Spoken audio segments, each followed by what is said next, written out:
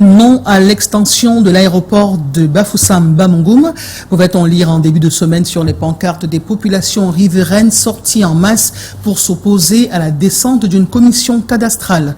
Pour le préfet du département de la MIFI, il ne s'agit pas d'un projet de déguerpissement des populations, mais plutôt d'une opération pour l'autorité aéronautique de reconstituer les bornes de sa surface foncière.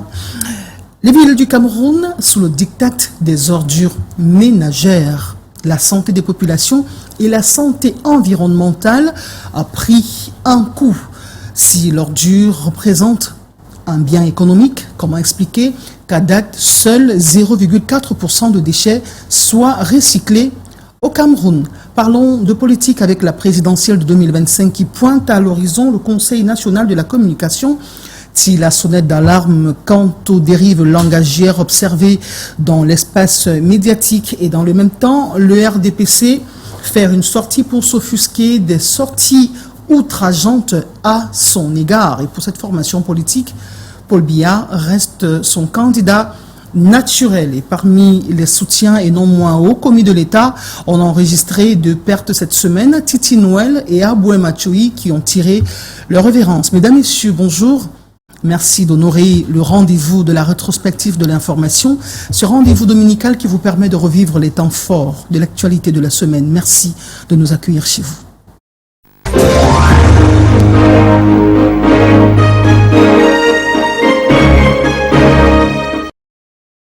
L'invité de cette édition de la rétrospective de l'information, c'est Didier Yimkwa.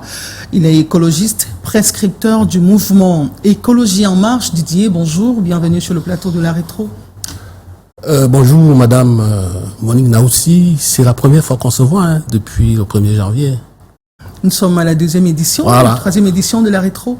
Oui, j'ai dit par rapport à moi, permettez-moi que je vous adresse mes meilleurs vœux de santé, de prospérité pour l'année 2025, à toute la chaîne verte et singulièrement à votre PDG, l'honorable Emmanuel Chatué. C'est toujours un plaisir de partager ce plateau éclectique qui nous permet de parler longuement et de façon dense des questions environnementales.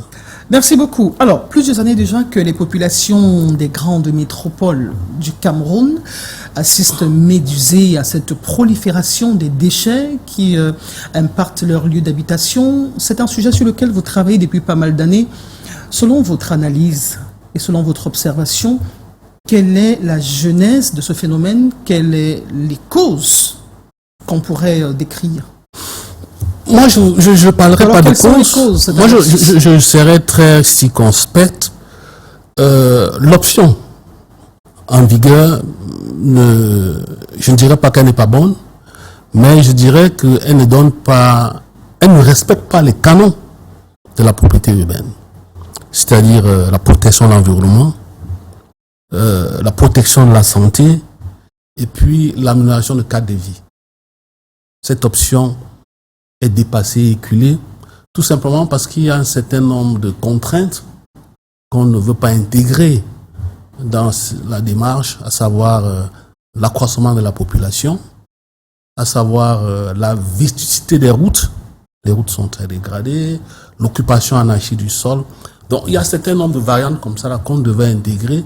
On ne peut plus gérer, on ne peut plus traiter les ordures ménagères à Douala, Yaoundé, Bafoussam, comme si on était à Bazou, Bakon ou à Bassamba. Merci beaucoup. Vous aurez l'opportunité d'aller de fond en comble sur le sujet pendant les prochaines minutes, comme on l'a dit à l'entame de cette émission. Les populations riveraines, populations qui jouxtent l'aéroport de Bafoussam, sont mécontentes. Elles l'ont fait savoir en début de semaine lorsque le préfet du département de la MIFI s'apprêtait à faire une descente sur le terrain avec une commission cadastrale à l'effet de reconstituer les bornes de cette propriété appartenant à l'autorité aéronautique. Nous nous rendons à Bafoussam avec le concours de Dimitri Claté, notre correspondant à Bafoussam. Reportage. C'est par des barricades dressées le long des routes menant à l'aéroport de Bafoussam que les riverains ont exprimé leur mécontentement. Un mécontentement motivé par ce qu'ils considèrent comme un non-respect de la loi relative à l'expropriation des habitants. Les populations ne savent plus quoi faire depuis l'annonce du déguerpissement. Donc pour le moment, il faut dire que le vœu de nos populations, c'est justement la garantie de ce que l'autorité veut faire. Aujourd'hui, lorsque vous regardez, l'aéroport a été sécurisé. Pour le moment, on veut élargir à 291 hectares. Où est-ce que ces populations vont aller? C'est la question que chacun se pose. Nous saluons déjà l'initiative du préfet du département de la MIFI. Le conflit débute après l'arrivée d'une équipe de l'autorité aéronautique missionnée pour sécuriser l'espace foncier de l'aéroport. Dans ce cadre, le préfet Christophe Faufier-Bouédi avait convoqué les populations des quartiers Ouan 1, 2, 3 et 4, Méto 1 et 2, Kena 2 et Bassé à soutenir les membres de la commission ad hoc chargée de délimiter les bornes de l'aéroport de Bafoussam-Bamougoum, dont les opérations devraient commencer ce mercredi. Cependant, les riverains espéraient disposer d'un délai suffisant pour exprimer leurs préoccupations, notamment en matière de dédommagement et de relocalisation des familles concernées. Leur colère découle de la crainte que la commission ne mène à bien cette mission sans tenir compte de leurs légitimes demandes. Le préfet nous a dit dernièrement que aujourd'hui, là, on devait implanter les bornes pour que chaque personne sache s'il est dans l'aéroport ou s'il n'est pas.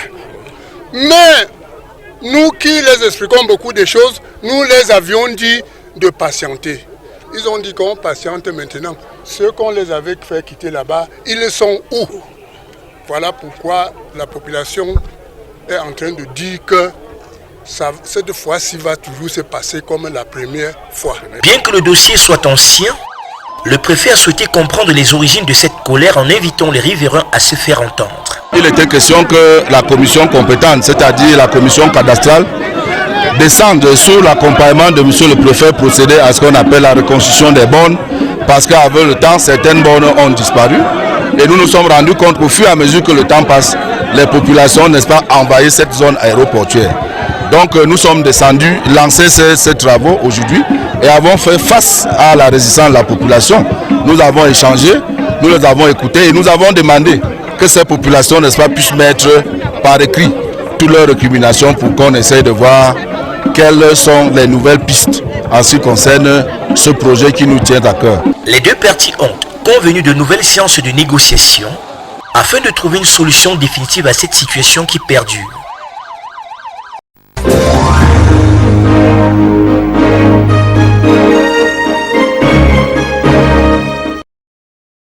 Retour sur ce plateau, Didier Yemkwa, par principe, la terre appartient à l'État. Je suis d'accord. Mais il n'y a pas d'État sans population. L'État arrivé après les terres, voilà. Après les populations. Comment réduire l'impact environnemental dans tel projet?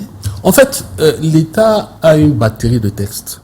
Je peux citer comme ça la loi cadre sur la gestion de l'environnement. Je peux citer le décret qui encadre les études d'impact environnemental.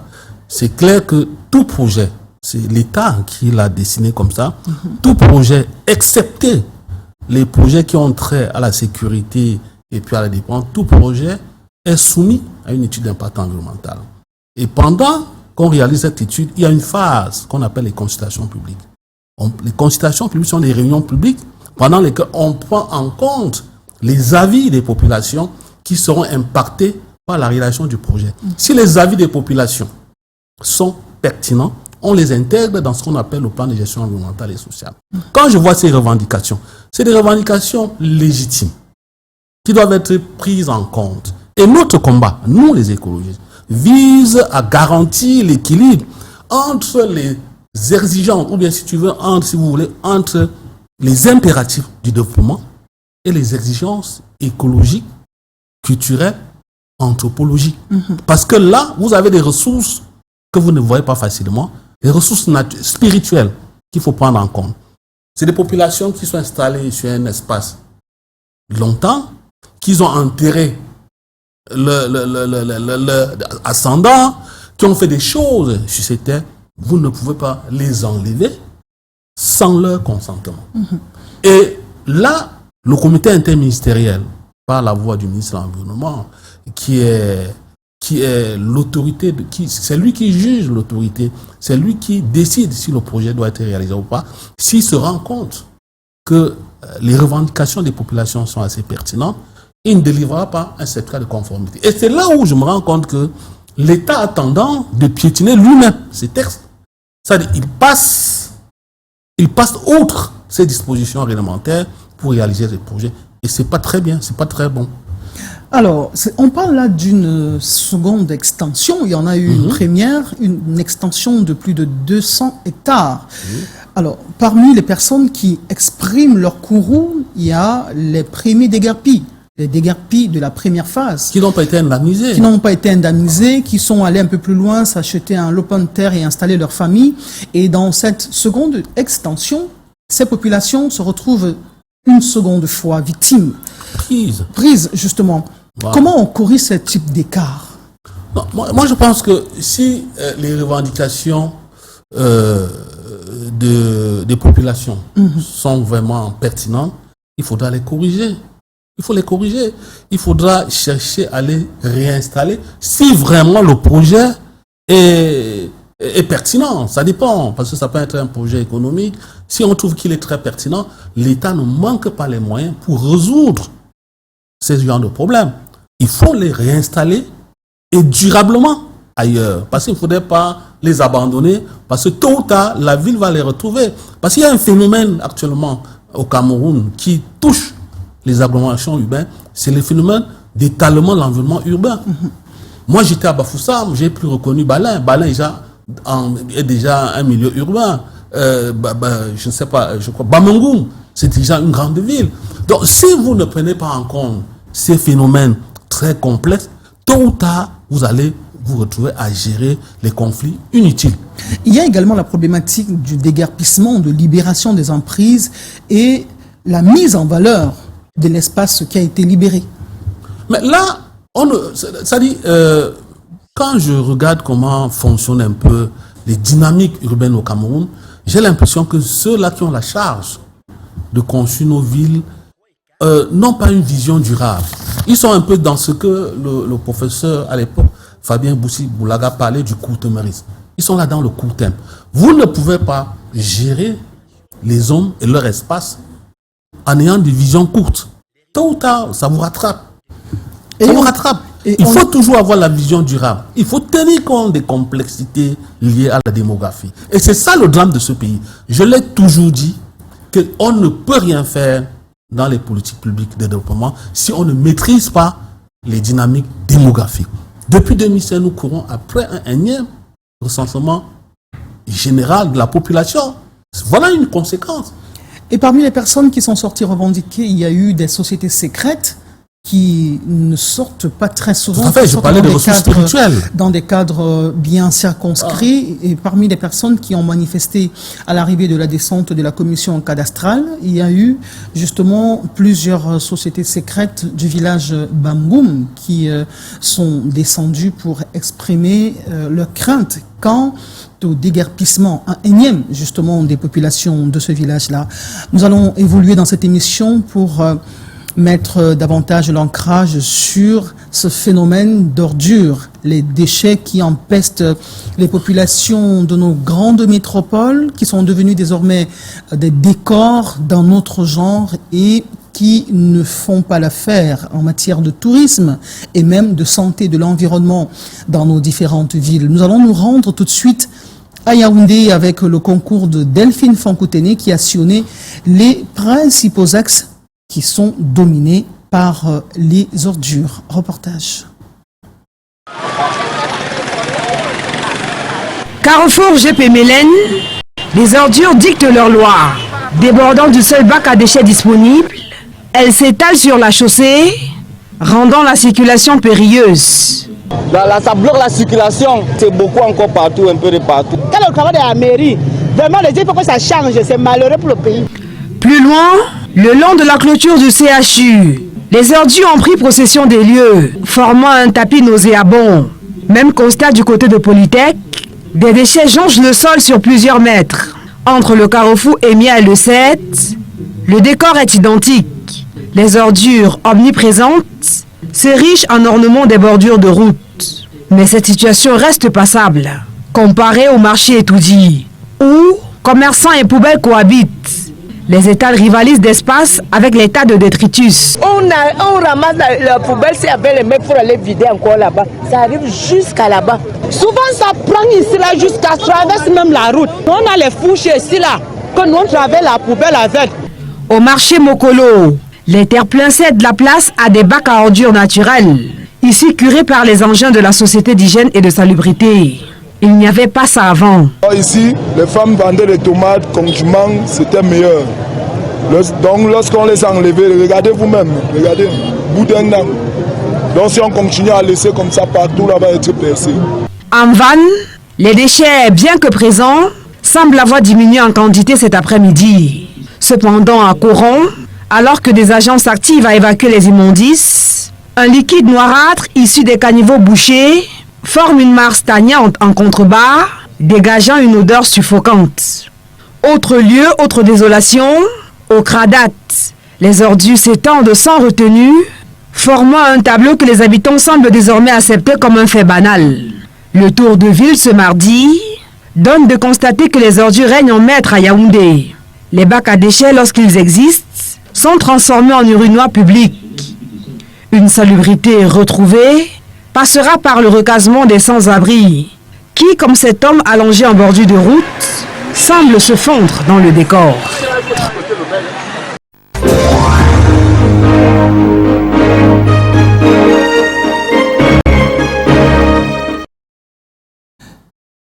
Eh bien, ces décharges qu'on retrouve de part et d'autre dans les marchés, dans les rues, en dehors de l'image de notre espace urbain qui est terni, disait Imkwa, ces sites constituent des lieux de reproduction des reptiles, des insectes et des rongeurs, des rats. Ce n'est pas sans conséquence pour la santé environnementale et des populations. La plus grande menace qui pèse sur les populations camerounaises aujourd'hui, c'est la peste.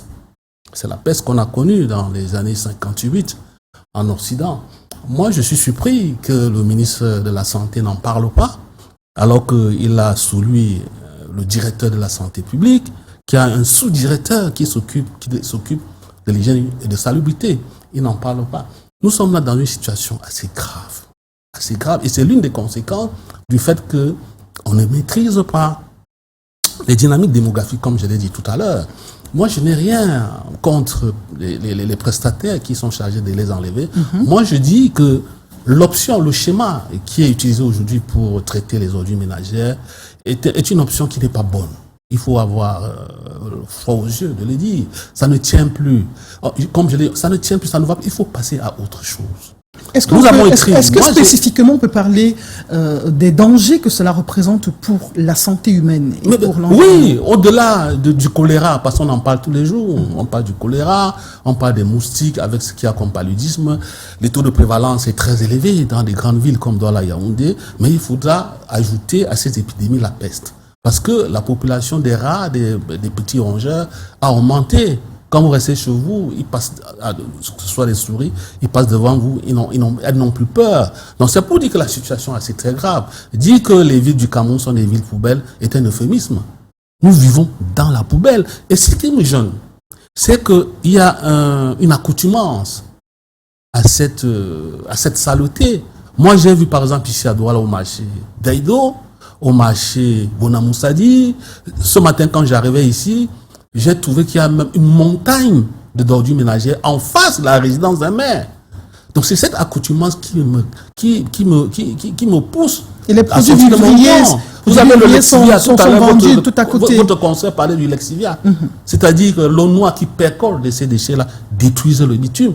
Vous allez en face, par exemple, de la banque UBA, pour ne pas faire sa publicité, à l'ESSEC. Vous allez voir qu'en face, il y a à l'entrée de la cité-ci, toute la route a été détruite, le bitume a été détruit à cause du Lexivia. La situation est très grave. C'est pour ça que nous avons pris la peine, parce que le président Biya avait pris un certain nombre d'engagements de réduire nos gaz à effet de serre de 32% d'ici 2015, et que l'une des activités, le traitement des ordures ménagères, était l'une des activités qui devait se transformer, dont le paradigme devait être revu de fond en comble.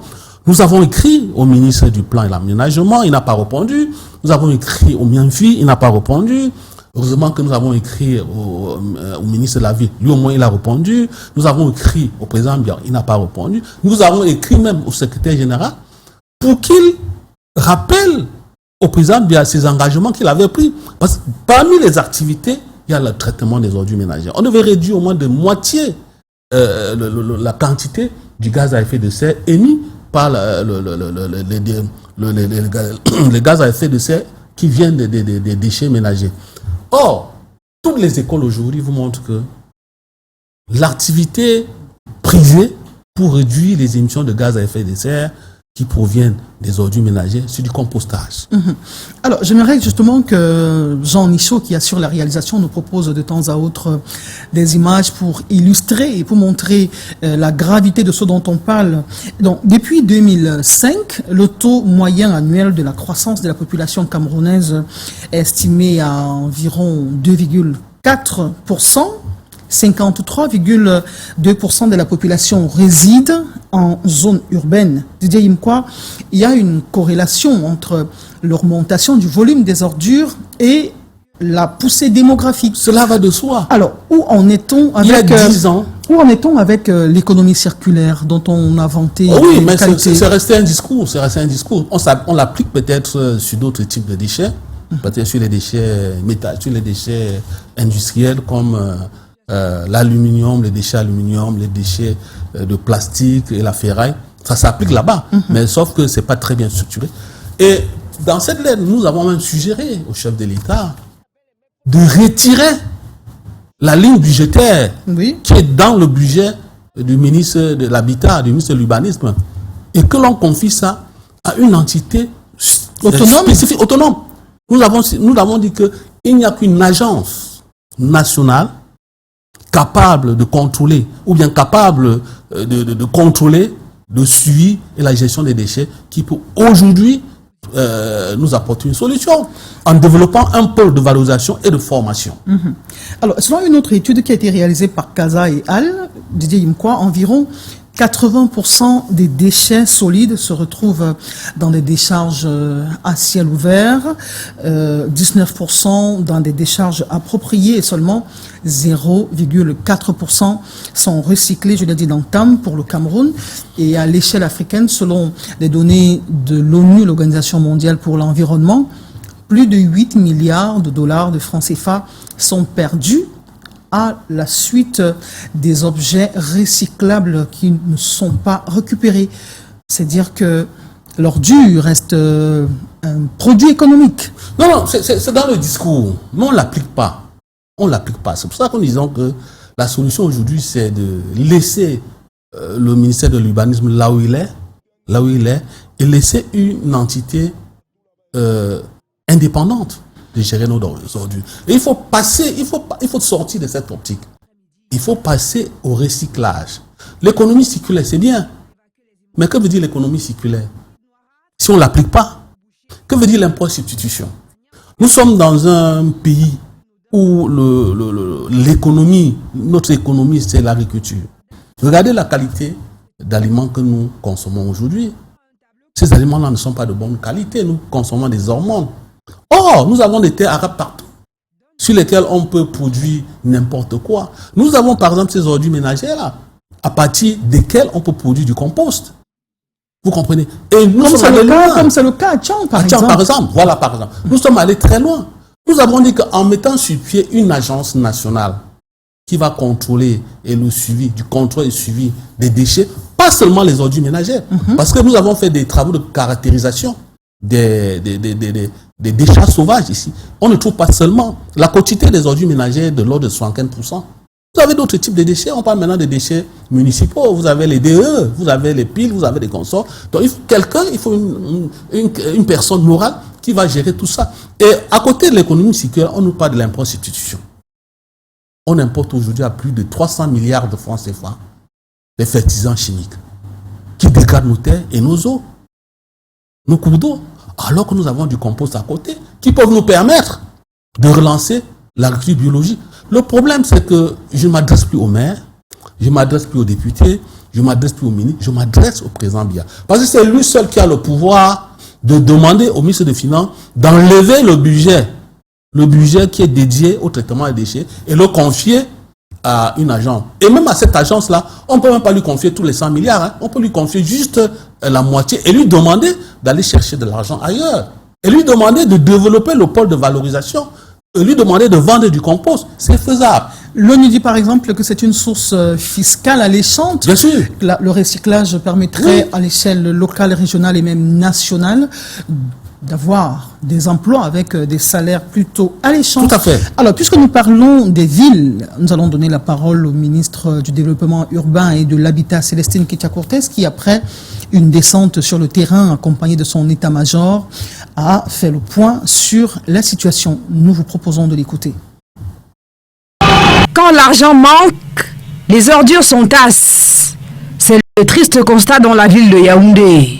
Sur le terrain, la formule No Money No Work s'applique sans détour. La discontinuité du service de ramassage, de collecte des ordures est due au non-paiement des arriérés et surtout à la non-contractualisation des prestataires de Yaoundé quant à l'exercice qui a démarré, mais également plusieurs autres exercices n'ayant toujours pas été contractualisés. Dans les communes d'arrondissement, le problème va bien au-delà des seules questions financières.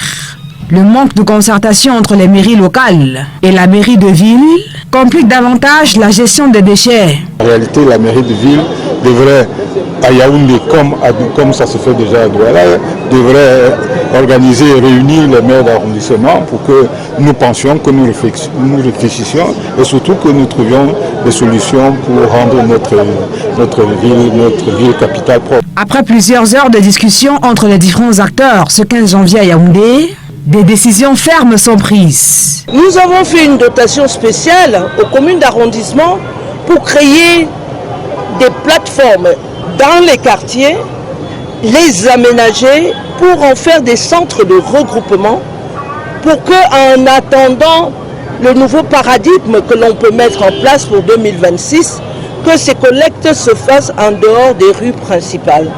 Cette concertation, marquée par la présence des gouverneurs du centre et du littoral, est marquée par un exposé sur la situation de collecte des déchets dans les communes d'arrondissement de Douala.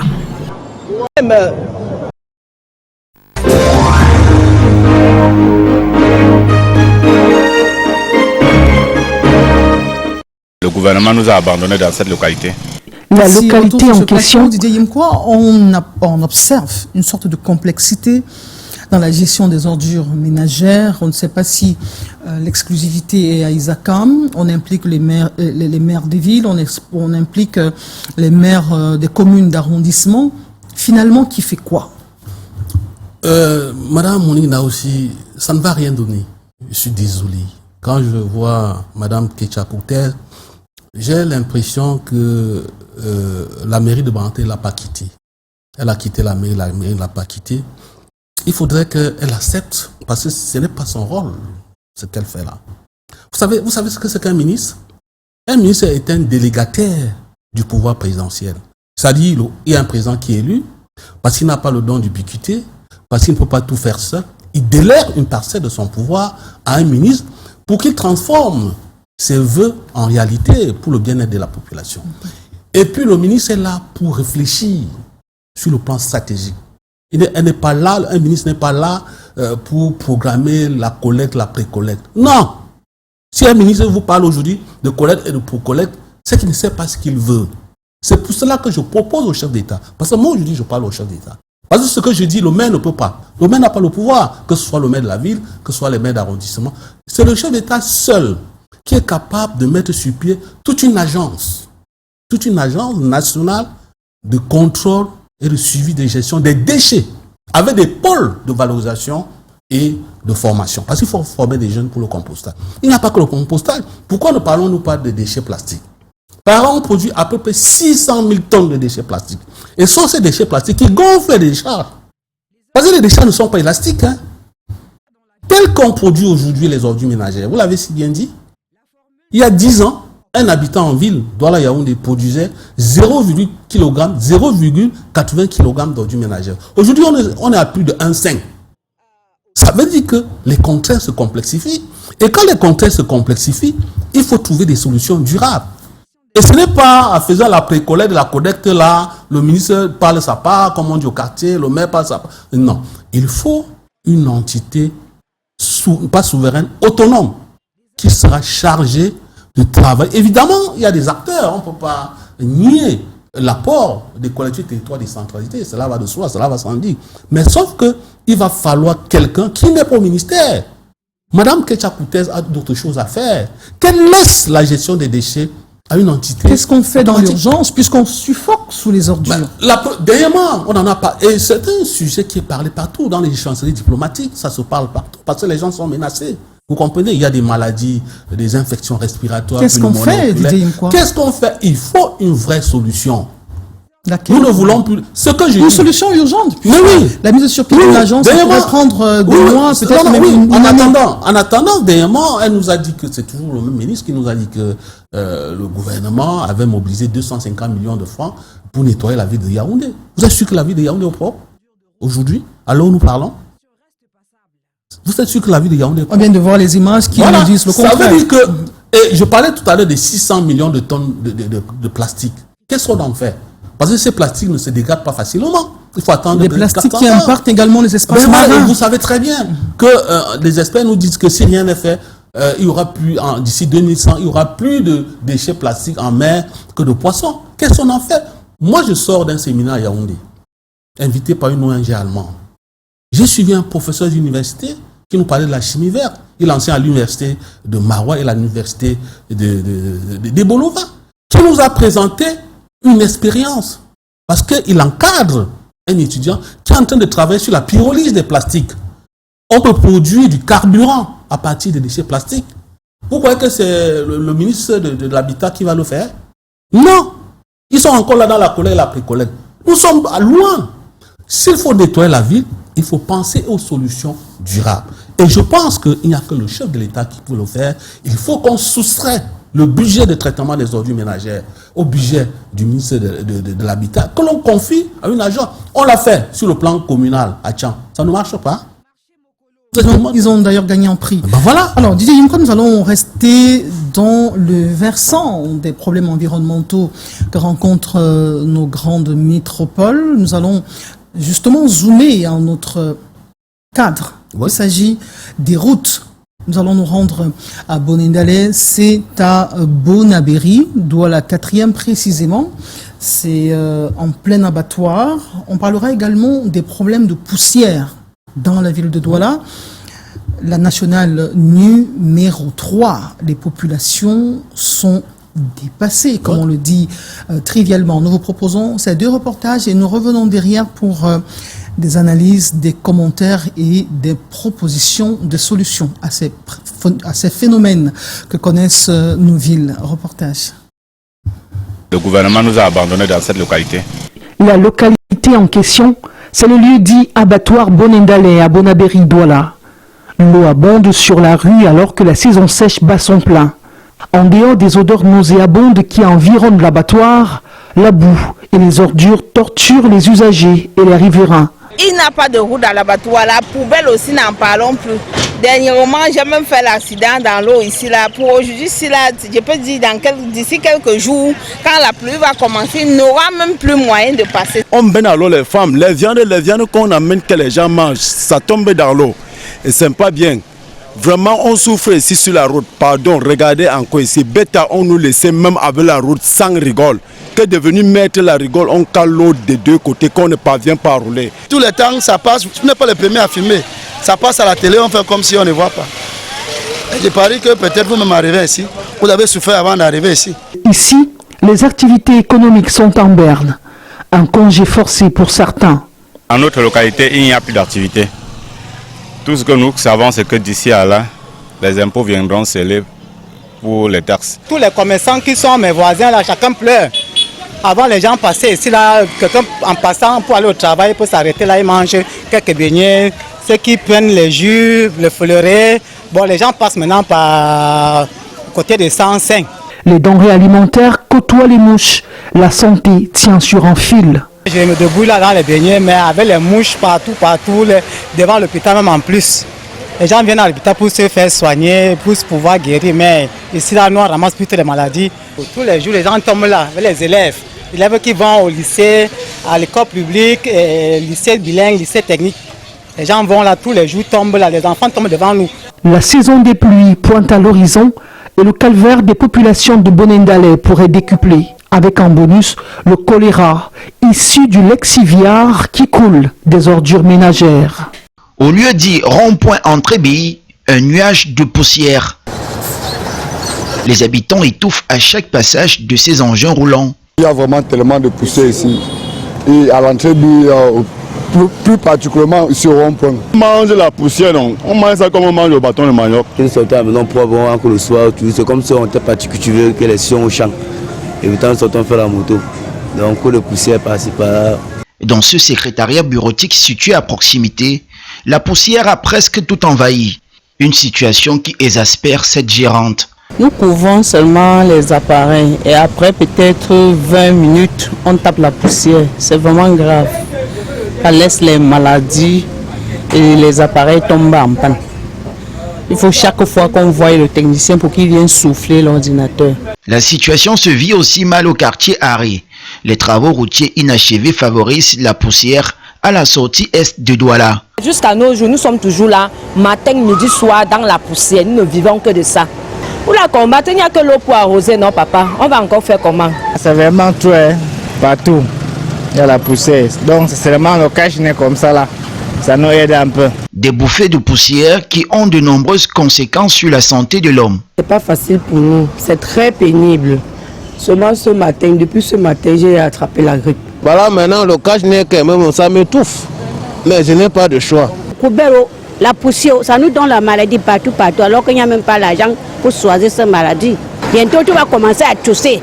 On dit que c'est colline, alors que c'est la poussière que tu as donnée. Masque, échappe, à chacun son accessoire pour lutter contre la poussière.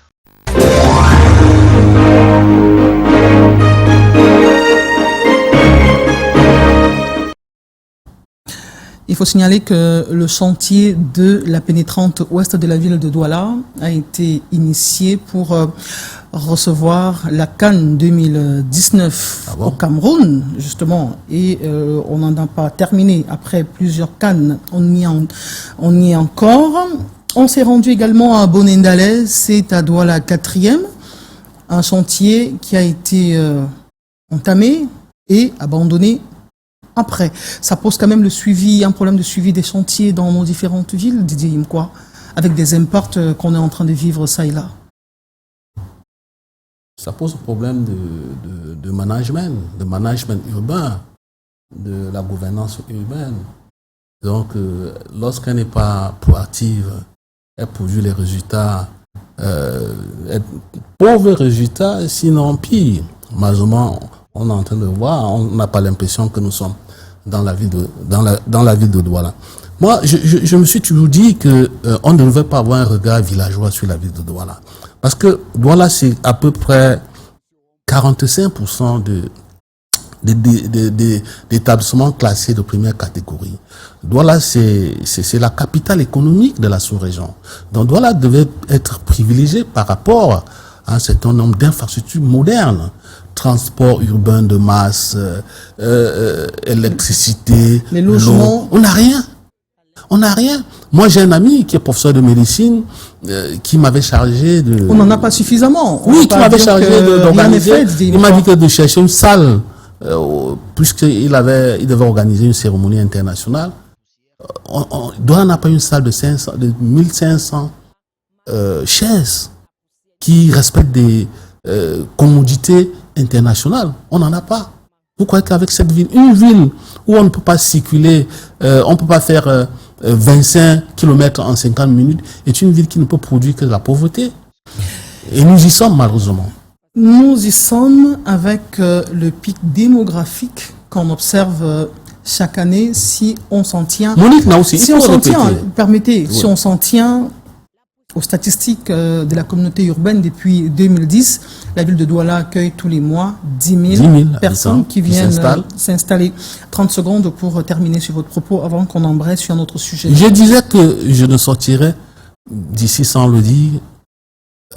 La technique d'enlèvement, enfouissement des ordures ménagères est dépassée et éculée. Hier, on avait 0,80 kg par jour par habitant, comme je l'ai dit. Aujourd'hui, on a 1,5. Ça veut dire quoi? Ça veut dire que si Douala a 4 millions d'habitants, comme l'a dit le maire de la ville, on est à peu près 4 000 tonnes d'ordures ménagères par jour. Si les prestataires enlèvent 2 000 tonnes, c'est insignifiant. Il en restera toujours. C'est insignifiant. Yaoundé, c'est la même chose. Donc, il faut penser à autre chose.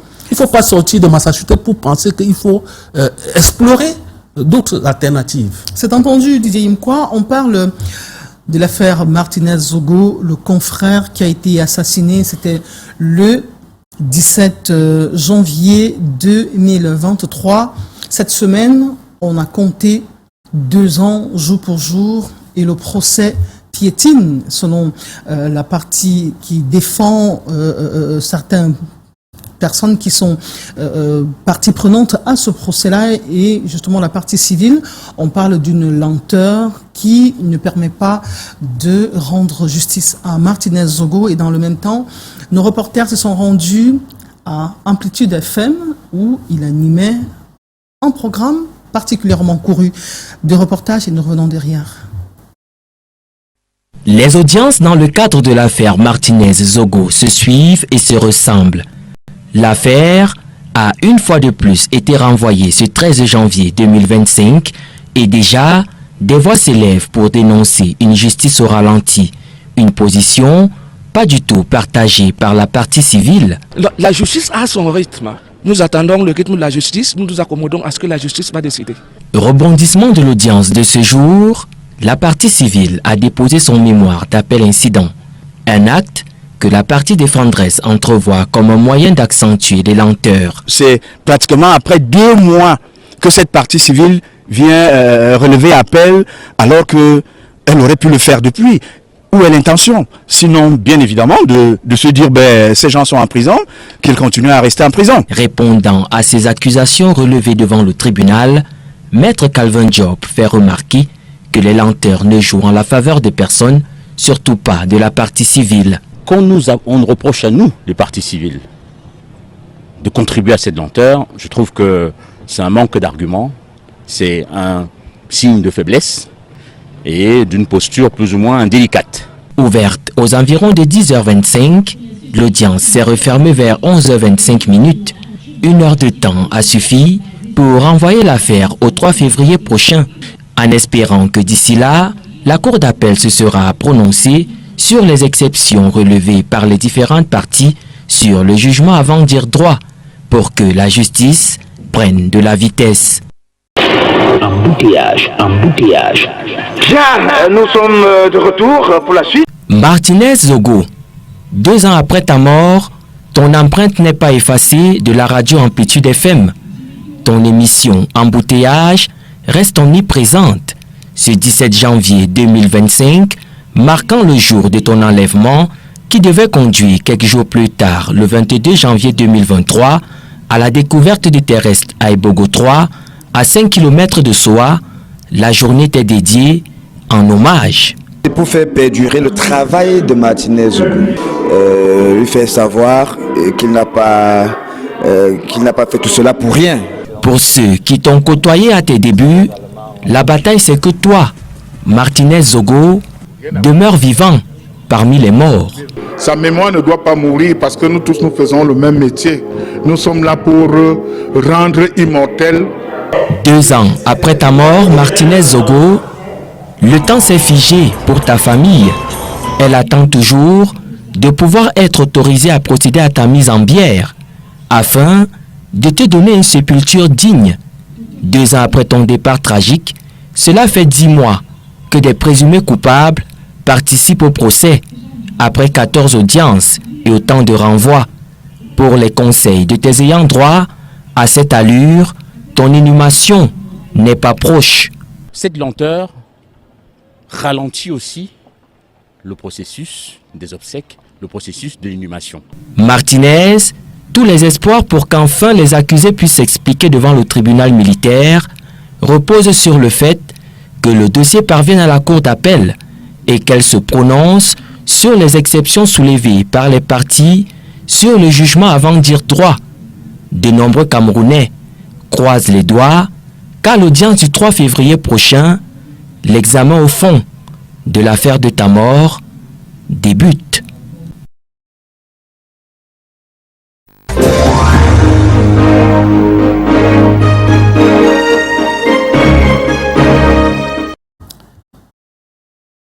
Retour sur ce plateau avec notre invité Didier Mkwa. Que retenir de ces 2 ans de procès qui s'apparentent finalement à une sorte de saga judiciaire? Moulina aussi, madame, si après 2 ans, on n'est pas capable de mettre la main sur les auteurs de cet assassinat crapuleux, ça veut tout simplement dire que c'est une affaire qui dépasse toute rationalité. On est là sur une affaire métaphysique. Je ne sais pas si je parlerai du procès kafkaïen, mais c'est quand même une honte pour le Cameroun. On n'avait vraiment pas besoin de ça parce que tout le monde en parle. Moi, je suis sur les radios internationales.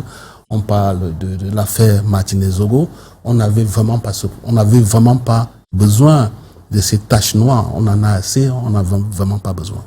Et une qui dit avoir assez des accusations non fondées, c'est maître Alice Com qui vient de vivre une requalification des faits concernant le bris des scellés qui ont été apposés sur le siège du REDAC. C'était en septembre dernier. Elle est attendue au tribunal militaire le 14 janvier dernier.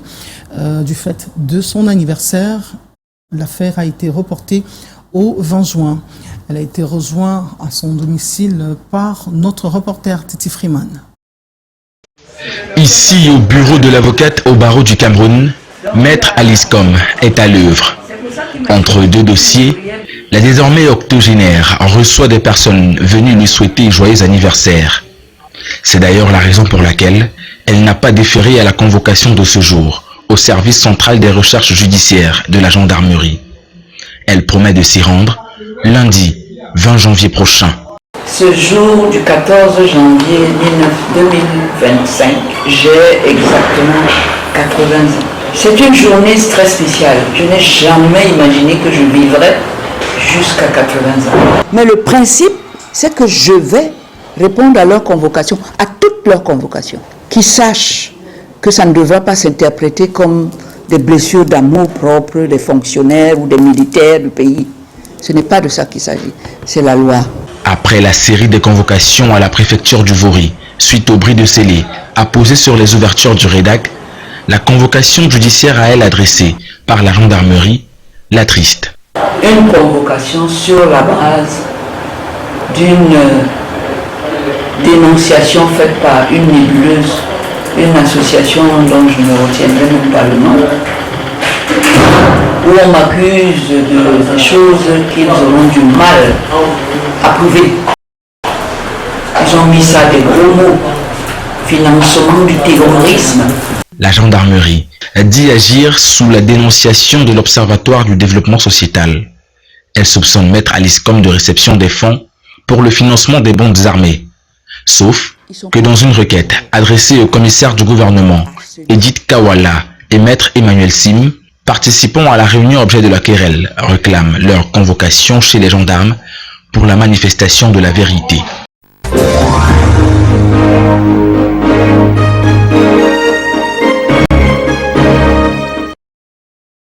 Didier Imkwa, vous vous attendiez à cette requalification des faits à la suite de l'affaire Maître Aliscom, qui a pris des scellés sur les portes du RIDAC? Madame, vous savez que je ne suis pas juriste, hein, donc je n'en sais rien. Mais c'est une maman qui m'aime beaucoup. Moi, j'irai la voir pour lui souhaiter un bon anniversaire. Elle adore les combats écologiques. Moi, je vais la voir. Mais moi, je voudrais faire plutôt une analyse politologique, hein, une analyse des faits. Chez nous, dans mon village, on dit qu'il y a des chèvres que la panthère n'attrape pas. Même quand la panthère la voit et fuit. Donc moi, je pense que l'affaire de cette maman, Maître Aliscom, ça vit déjà un problème, une affaire politique. À quelques mois des élections présidentielles, on n'en avait pas besoin. Et la leçon que je viens de partager avec vous, de mon village, rejoint Michel Crozier, qui dit que on ne gère pas toutes les affaires uniquement avec les lois. Lorsque vous avez en face de vous une telle personnalité, il faut savoir les gérer. Moi, je dis, on n'avait pas besoin. Nous sommes des républicains, elle est citoyenne, c'est vrai. Elle n'est pas au-dessus de la loi, mais elle n'est pas moi, elle n'est pas Didier Imkwa. Elle n'est pas une personne ordinaire. Donc, lorsque vous avez ce genre de personnalité qui est capable de se sacrifier, hein, il faut faire beaucoup attention. Il faut faire beaucoup attention. La situation politique actuellement est très, très violente et très, très sensible. On n'a pas besoin, à 9 mois des élections présidentielles, on pouvait la gérer autrement, discuter avec elle, enlever les scellés et laisser le RIDAC suivre ses affaires au quotidien. Moi, je dis, j'espère que le préfet du Vouri, pour qui j'ai beaucoup de respect et d'estime, je ne l'ai jamais vu, mais sa façon de faire se ressent sur le terrain. Je prends par exemple le cas des gilets jaunes qui à un moment donné dérangeaient les populations. On ne les voit plus depuis qu'il est là. Donc moi je pense qu'il peut comprendre peut-être ce que j'ai en train de dire. C'est vrai que peut-être c'est pas lui qui gère. C'est un problème qui peut être géré depuis Yaoundé, le ministre de l'ATL. Ça devient une histoire d'ego. Je pense qu'il faut trouver très vite. L'affaire est désormais entre les mains du tribunal militaire. Oui, mais c'est les hommes, c'est les hommes. Et on espère qu'à la suite de son passage au tribunal militaire, il y aura une manifestation de la vérité. Voilà. Nous allons rester justement dans les prétoires pour parler de l'affaire des détenus du MRC qui ont été incarcérés à la suite d'une manifestation qui a eu lieu le 22 septembre 2020. Alors, ils ont été reconnus ils ont été accusés des faits d'insurrection, d'atteinte à la sûreté de l'État, de terrorisme. Au final, il n'en est rien. Ils ont été libérés cette semaine. Certains ont été libérés et d'autres devront purger 6 mois de peine d'emprisonnement pour d'autres motifs. Nous allons d'ailleurs, pour comprendre davantage ce sujet, donner la parole à Maître Kenyé, qui est le représentant légal, l'avocat du MRC qui suit ses camarades depuis près de 5 ans dans cette affaire. La Cour d'appel statuant aujourd'hui dans le cadre de la décision qui avait été rendue en instance par le tribunal militaire de Douala condamnant à 5 ans d'emprisonnement ferme, entre autres, a infirmé ce jugement, n'est-ce pas, les a déclarés non coupables des faits d'insurrection dont ils avaient été déclarés coupables en instance et condamnés à 5 ans, comme je le disais tantôt, infirmant la décision et statuant à nouveau les a condamnés à 6 mois d'emprisonnement pour les réunions et manifestations publiques et pour les attroupements. Donc 18 personnes ont été condamnées à pratiquement 3 ans. Elles ont épuisé leur peine, je crois, en décembre 2023, autant pour moi, ils sont sortis de prison. Seules 5 personnes restaient, dont les 3 dont j'ai cité le nom, Fossi Apollin, Soptia Mathieu et Gessam d'Angeles, qui vont retrouver, n'est-ce pas, leur liberté d'ici demain.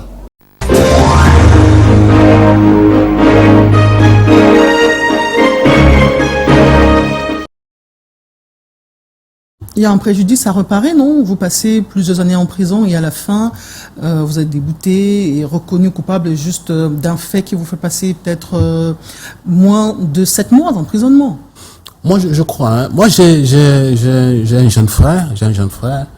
nous fréquentions les mêmes associations, les mêmes tontines, qui était militant du MRC, qui est passé par Nebel, Kondengui.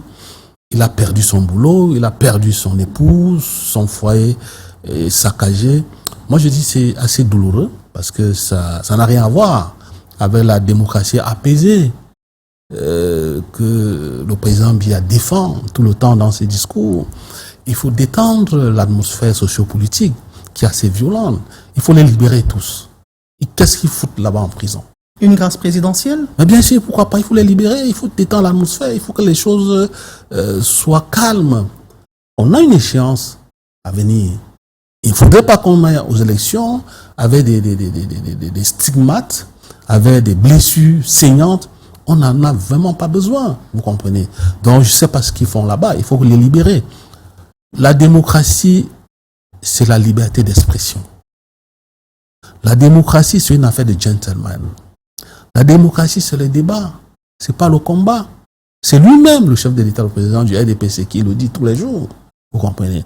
Donc si la démocratie, si personne ne doit plus aller au maquis pour s'exprimer, que font-ils alors en prison? Ces militants du MRC. Nous allons rester en politique justement pour parler de cette présidentielle avec les sorties du Conseil national de la communication qui fait des mises en garde contre des propos qui ne respectent pas l'éthique et même la déontologie du métier. On parle de dérives langagières sur les plateaux de télévision. Il y a également une autre sortie qui a été effectuée cette semaine par Jean Kuete, le secrétaire général du RDPC, face aux propos outrageants. Cette formation politique, vous proposons cette série de reportages. Face au dénigrement de la personne de Paul Biya, à la diabolisation du RDPC et son président national, au discrédit du gouvernement et des institutions, notamment celles impliquées dans le processus électoral, par les acteurs politiques et sociaux de tous bords, Jean Kuete lève le ton. Dans un communiqué de presse, le secrétaire général du comité central du RDPC dénonce ce qu'il appelle agissement anti-républicain, irresponsable et condamnable, dont l'objet premier n'est autre que d'entretenir un climat généralisé de peur, de tension, de panique en cette année électorale.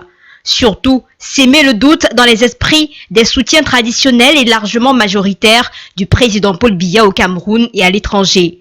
Jean Kuete tient à rappeler: le Cameroun n'est pas une république des médias et des réseaux sociaux, mais bel et bien un état de droit, au sein duquel l'élection en particulier, l'élection au suffrage universel, est l'expression de la volonté populaire et le fondement de l'autorité des pouvoirs publics.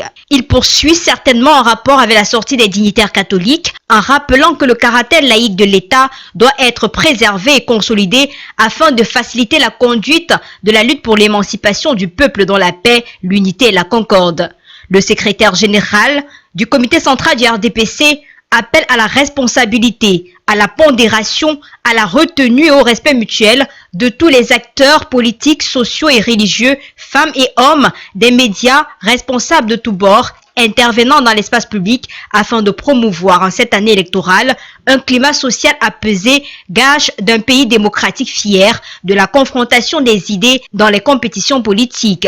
Il poursuit en annonçant l'engagement du parti au pouvoir à contribuer activement à l'élection présidentielle prochaine de manière à renforcer les institutions de la démocratie et de l'amélioration des conditions de vie des citoyens.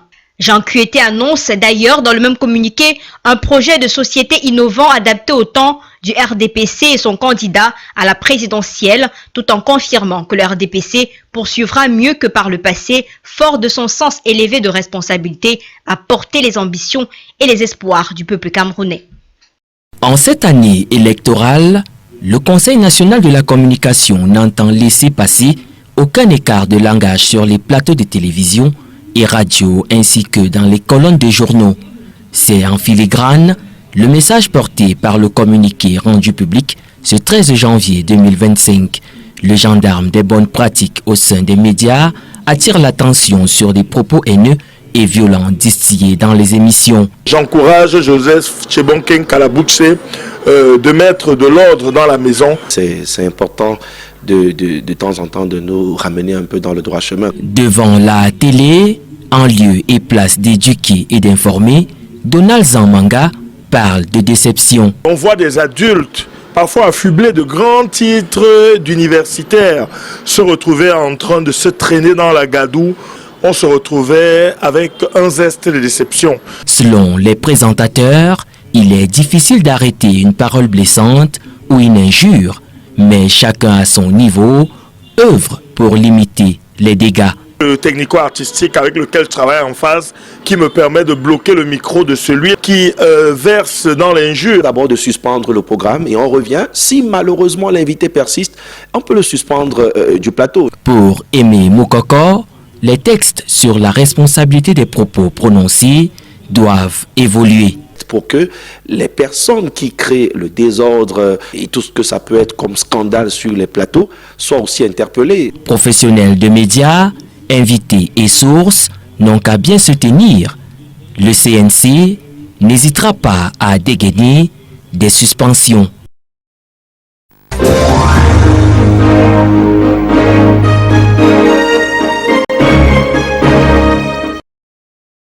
Présidentielle 2025, à la suite justement des sorties des évêques du Cameroun sur la vie chère dans ce pays, eh bien, la hiérarchie de l'Église évangélique du Cameroun interdit à ses pasteurs d'en faire de même. Nous allons nous proposer ce reportage, occasion pour vous d'avoir le fin mot de cette affaire, notamment venant de la hiérarchie de l'EEC du Cameroun. Les ouvriers ecclésiastiques de l'Église évangélique du Cameroun sont rappelés à l'ordre par le président de l'EEC. Celui-ci, dans un communiqué rendu public, demande aux pasteurs de ne pas agir comme les prêtres de l'Église catholique romaine qui se sont prononcés sur la vie politique au Cameroun. Je rappelle aux ouvriers de l'Église évangélique du Cameroun que toute déclaration sur les questions sociopolitiques est du ressort du synode général. En dehors de cette instance, toute déclaration est proscrite. Dans ce communiqué, la nuance est celle-ci. Il interdit aux pasteurs de parler dans les médias parce que les pasteurs ont un prétoire. Cependant, il reste que cette sortie s'apparente à un musellement, selon cet homme de Dieu qui, tout en condamnant la sortie du pasteur Benga Alexandre, président de l'EEC, appelle à un beau code saint. Nos pasteurs, nos prêtres, nos évêques doivent entendre le cri du pauvre. C'est pourquoi je propose à tous les chrétiens assoiffés du changement comme moi, je leur propose l'opération Saint Boycott. Alors le boycott consiste à ne plus donner la quête. Ainsi, l'Église n'est aucunement détachée de la vie sociopolitique. Que ce soit l'Église évangélique, on encourage les gens à s'inscrire sur les listes électorales. Et alors, quand on s'inscrit, c'est pour faire quoi? C'est pour aller aux élections. Et que chacun ait sa liberté. Cette autre sortie de l'Église évangélique du Cameroun maintient encore le débat sur le rapport entre l'Église et l'État au Cameroun.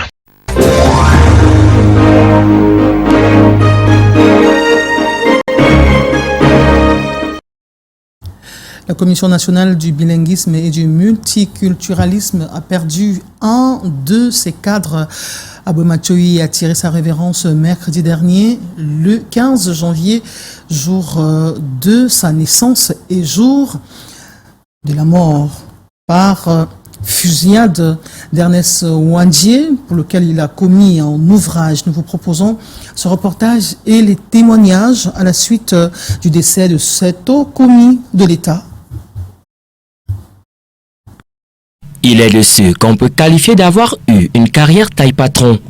David Aboué Matchoui a servi avec efficacité et discrétion comme secrétaire général de la présidence de la République entre 1984 et 1985.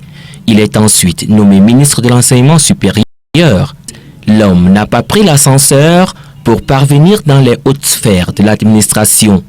Après l'obtention de sa licence en droit à l'université de Yaoundé, le jeune homme d'alors entre à l'ENAM et en ressort diplômé.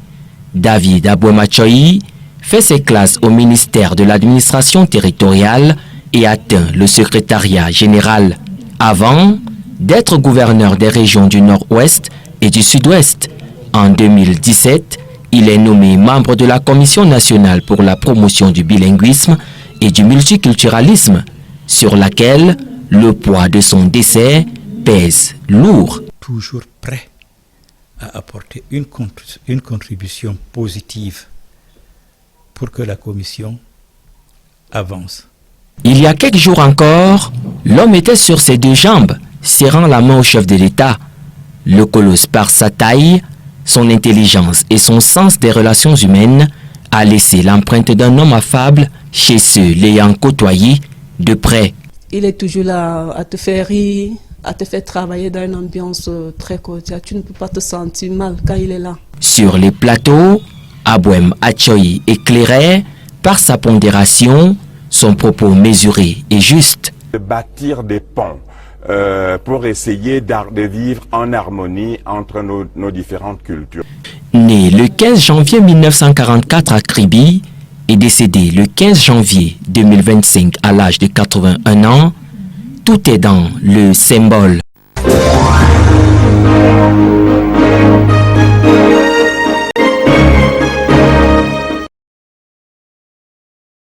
Et 24 heures après le décès de David Abouem Atchoyi, c'est Elekam qui perdait Pierre Titinouel. Nous sommes parvenus au terme de cette émission. Didier Yimkwa, vous souhaitez réagir en 30 secondes sur l'actualité au sein de l'EEC en rapport avec l'actualité politique au Cameroun, les sorties des hommes de Dieu?